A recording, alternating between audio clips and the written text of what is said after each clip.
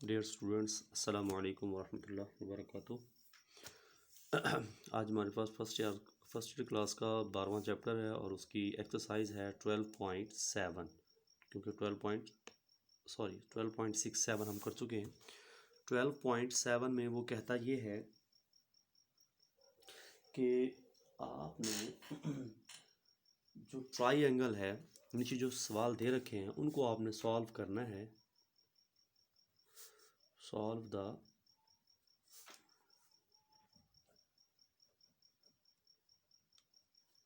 Following triangles in which, मतलब जो हमें कुछ ना कुछ गिवन दे रखा है। जैसे हमारे पास ए जो है वो इक्वल है 7 के और बी जो है वो इक्वल 7 के और हमारे पास जो सी है वो इक्वल है 9 के। अब यहाँ पे हमें नहीं पता कि कौन सी ट्राइंगल का जिक्र किया गया था। Solve the triangle. ट्राइंगल में हमें 3 चीज़ें गिवन है और वो तीनों चीज़ें हैं साइड, ज़िले जिसे कहते हैं। ए भी गिवन है, बी भी गिवन है और सी भी गिवन है। ये तीनों चीज़ें हमें हैं गिवन। थोड़ा सा हम इसको ट्राइंगल बना के देख लेते हैं, हमें इसमें क्या फाइंड करना है और क्या क्या दिया दे रखा है। देखिए जी, आपको पता था, हम लास्ट टाइम भी इसके बारे में पढ़ चुके हैं। ये ट्राइंगल है हमारे पास, इसको हम नाम दे देते हैं ए का, इसको नाम दे देते हैं बी का, इसको नाम दे देते हैं सी का। ए के अपोजिट साइड जो होती है, मतलब ए के सामने वाला जो ज़िला होता है उसको हम स्मॉल ए कहते हैं और बी का जो सामने वाला ज़िला होता है उसे हम स्मॉल बी कहते हैं और सी का जो सामने वाला ज़िला होता है उसे हम स्मॉल सी कहते हैं। ठीक हो गया। अब उसने यहाँ दे रखा है कि ए जो है वो इक्वल है 7 के, मतलब ज़िला दे रखा है, और बी जो है वो भी इक्वल है 7 के और जो सी है वो इक्वल है 9 के। ये सारी चीज़ें दे रखी हैं। अब कहता है जी आपने इस ट्राइंगल को सॉल्व करना है और ट्राइंगल को सॉल्व करने के लिए हमारे पास ट्राइंगल को सॉल्व किया जाता है कि उसकी कितनी साइडें हैं और कितने एंगल हैं। तो साइडें तो हमारे पास 3 है, वो तो गिवन है। तो फिर हमारे पास क्या फाइंड करना होगा फिर, क्योंकि उसने रकबा तो कहा नहीं है कि इसका अंदर वाला, उसने कहा है कि इस ट्राइंगल को सॉल्व करें। ट्राइंगल सॉल्व करने का मतलब ये होता है कि उनकी ज़िले भी मालूम हो आपको और उसके जाविये भी मालूम हो आपको। अब यहाँ पर उसने तीनों ज़िले दे रखे हैं और जाविये हमें कहता है मालूम करें। मिसाल के तौर पे अगर ये ए वर्टिक्स है तो यहाँ पर अल्फ़ा बन रहा होगा, अगर ये बी वर्टिक्स है तो यहाँ पर बीटा बन रहा होगा और ये सी वर्टिक्स है तो यहाँ पर हमारे पास गैमा बन रहा होगा। मतलब हमने अल्फ़ा नहीं दे रखा, देखो ए दे रखा है, बी और सी दे रखा है, ना हमारे पास अल्फ़ा है, ना हमारे पास बीटा है, ना हमारे पास गैमा है। मतलब हमने ये तीनों साइडें क्या करनी है, मालूम करनी है। तो हम इन तीनों साइडों के हवाले से बात करते हैं। देखें, इन साइडों को मालूम करने के लिए चंद एक फार्मूलाज होते हैं, उनके बारे में हम ज़रा बात करते हैं। मतलब हमारे पास ये गिवन है, हमने अल्फ़ा भी फाइंड आउट करना है, हमने बीटा भी फाइंड आउट करना है और हमने गैमा भी फाइंड आउट करना है। तीनों ही हमने एंगल फाइंड आउट करने हैं। तो इसके लिए हम कुछ चीज़ों का इस्तेमाल करेंगे। सबसे पहले हम इस्तेमाल करेंगे लॉ ऑफ कोसाइन। कोई ऐसा सवाल जिसमें तीनों के तीनों ज़िले दे रखे हों और ज़ाविये मालूम करने हो, तो उसमें लॉ ऑफ कोसाइन का इस्तेमाल करते हैं। किसका इस्तेमाल करते हैं? लॉ ऑफ कोसाइन का। अब लॉ ऑफ कोसाइन होता क्या है वो ज़रा देख लें।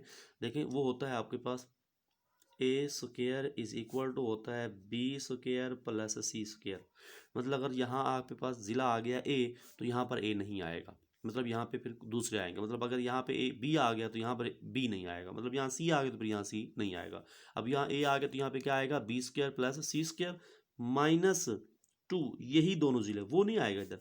दोनों ही ज़िले ये ज़रब होंगे, बी और सी ज़रब होगा और साथ में कॉज ऑफ एल्फा आ जाएगा। मतलब अगर यहाँ पर ए है तो ए यहाँ कहीं भी नहीं आएगा, सिर्फ एंगल के तौर पे बतौर अल्फा आएगा, क्या, क्योंकि ए जो है वो अल्फा को शो करता है। और सेम आपके पास जो बी स्क्वायर का फार्मूला होता है वो इक्वल होता है आपके पास, सॉरी यहाँ पर बी नहीं आएगा बल्कि आपके पास ए square plus c square -2ac या सी ए, जो भी आप लिख लें, और यहाँ पर कॉज ऑफ बीटा आएगा, क्योंकि अगर यहाँ पर ए है तो यहाँ पे अल्फा आएगा, यहाँ पर बी है तो यहाँ पर बीटा आएगा। देखना, इसके अलावा कहीं पर भी बी नहीं आया जी। यहाँ पर आपके पास सी आएगा, C square is equal to आपके पास आ जाएगा ए square plus B square -2ab and cos of C था तो ये गैमा को शो कर रहा है। ये हमारे पास 3 फार्मूले हैं जिससे हमारी ये 12.6 एक्सरसाइज जो है वो कैलकुलेट होगी। इसको अपने जहन में बिठा लें। देखो, तीनों के तीनों ज़िले दे रखे हैं, जाविये मालूम किए जा रहे हैं, तो ज़ाविये मालूम करने के लिए 3 फार्मूले हम इस्तेमाल करते होते हैं। ठीक हो गया। अब का हमारा जो पहला क्वेश्चन है, वो पहला क्वेश्चन है हमारे पास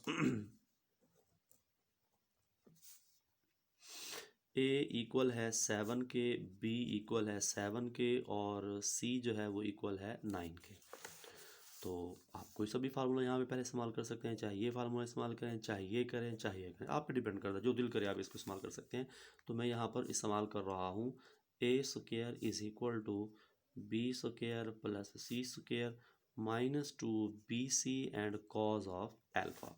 देखें, आपके पास ए की जगह पे वैल्यू पुट कर दूंगा। ए का आपके पास ए की वैल्यू 7 है, तो 7 का स्क्वायर हो जाएगा, बी की जगह पे 7 और ये स्क्वायर हो जाएगा, सी की जगह पे 9, इसका भी आपके पास स्क्वायर हो जाएगा, माइनस आपके पास 2 b c and cos of alpha आ जाएगा। सॉरी, बी की जगह पे 7 आ जाएगा, बी की जगह भी 7 और सी की जगह पे हमारे पास आ जाएगा 9। यहाँ मैंने 9 पुट कर दिया। क्लियर हो गया, क्योंकि यहाँ पे पुट किया तो यहाँ भी पुट करना पड़ेगा, ये इसे कैंसिल आउट हो जाएगा। अब ये वाली वैल्यू है माइनस में, इधर लेके आए, आपके पास हो जाएगी प्लस में 2 इंटू 7 इंटू 9 और फिर आपके पास है cos of alpha is equal to, आप किसका स्क्वायर लेंगे 9 का, तो आपके पास 81 आ जाएगा। अगर मैं ऐसा करूँ कि कॉज ऑफ एल्फा को यहीं रहने दूँ, 81 का बटा कर दूँ 2 इंटू 7 इंटू 9, मतलब यहाँ भी डिवाइड कर दी, यहाँ भी डिवाइड कर, यहाँ से कट हो जाएगा, यहाँ आ जाएगा आपके पास। और दूसरे नंबर पे मैं ऐसा कर लूँ कि अल्फ़ा को यहाँ, क्योंकि मुझे तो एंगल चाहिए ना अल्फ़ा बीटा और गैमा, अगर मैं अल्फ़ा को यहीं रहने दूँ, कॉज को उधर लेके जाऊँ, तो कॉज इनवर्स आपके पास हो जाएगा 81 ओवर मल्टीप्लाई करूँ तो 14 एंड 9, तो आपके पास 126 आ जाएगा, 126 आ जाएगा। उसके बाद आपके पास अल्फ़ा इज इक्वल टू आ जाएगा, अगर मैं कॉज इनवर्स ऑफ समथिंग मालूम करूँ 0 पॉइंट आपके पास आ जाएगा 0.643, इसको डिवाइड करें और उसके बाद अल्फ़ा जो है वो इक्वल आपके पास आ जाएगा 50 डिग्री के। आपके पास अल्फ़ा जो है वो फाइंड आउट हो गया। सेम हम क्या करेंगे, सेम हम आगे जो है एक और लॉ ऑफ साइन का इस्तेमाल करेंगे।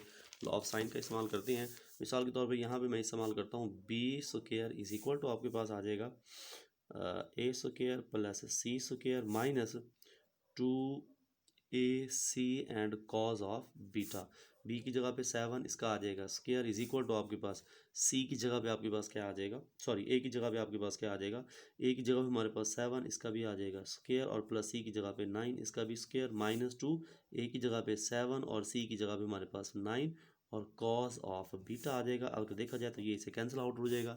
इन दोनों को मैं इधर लेके आता हूँ, 2 को 7 के साथ और फिर 7 को 9 के साथ ज़रब करूँ तो मेरे पास 126 और कॉज ऑफ एल्फा आ जाएगा इज इक्वल टू मेरे पास आ जाएगा 81। तो सेम यहाँ पर भी मेरे पास पूरी सेम टर्म बन रही है, तो यहाँ पर मेरे पास जो सॉरी यहाँ पर बीटा है तो बीटा ही आएगा और ये आपके पास बच जाएगा 50 डिग्री। मेरे पास बीटा भी आ गया, अल्फ़ा भी आ गया, बीटा भी आ गया और मुझे गैमा चाहिए। तो आगे मैं लॉ ऑफ कोसाइन इस्तेमाल नहीं करता, बल्कि आपको एक और चीज़ बताई थी कि अगर कोई भी ट्राई एंगल आ जाए तो उसके तीनों एंगल्स का जो सम होता है वो 180 डिग्री के इक्वल होता है, alpha plus beta plus gamma का। तो आप देखें, आपके पास अल्फ़ा जो है वो आपके पास 50 डिग्री है और बीटा भी आपके पास 50 डिग्री है और गैमा जो है वो हमें रिक्वायर्ड है, इसी वजह से ये इक्वल 180 के 50 और 50 आपके पास 100, गैमा को आप यहाँ रहने दें, यहाँ पे आपके पास 180 डिग्री है। जब 100 हो जाएगा तो माइनस का 100 हो जाएगा, मतलब इन दोनों को ऐड कर लिया, उधर भी ले गया तो माइनस के हो जाएंगे। 180 में से 100 निकालें तो हमारे पास 80 रह जाएगा, तो ये हमारे पास गैमा भी आ गया। अब देखें, हमारे पास जो ए था वो इक्वल 7 के, तो हमारे पास अल्फ़ा जो आया है वो हमारे पास आया है 50 डिग्री के। हमारे पास जो बी था वो इक्वल 7 के, तो हमारे पास बीटा जो आया है वो भी आया है 50 डिग्री के। हमारे पास गैमा जो था वो 9 के था, तो हमारा सॉरी सी जो था वो 9 के था, तो गैमा हमारे पास आया है 80 डिग्री के। तो ये हमें रिक्वायर था, ये हमने मालूम कर लिया। बाकी सवाल सेम इसके जैसे हैं, आप खुद से कोशिश कीजिएगा, मज़ीद जो डिफ़िकल्ट होंगे वो मैं करा दूँगा। जज़ाकल्लाह।